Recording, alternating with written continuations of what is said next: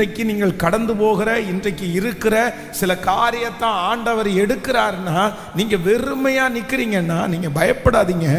ஆண்டவர் ஏற்கனவே நமக்கு ரெண்டாவது உங்களுக்கு போக வேண்டிய இடத்தை, பராமரிக்க வேண்டிய இடத்தை இங்க கைவிடும் போது, இங்க மறக்கும் போது, இங்க நமக்கு எதிராய் திரும்பும் போது நமக்காக ஆயத்தம் பண்ணி வச்சுட்டு தான் இந்த வாசலை கர்த்தர் அடைப்பார்.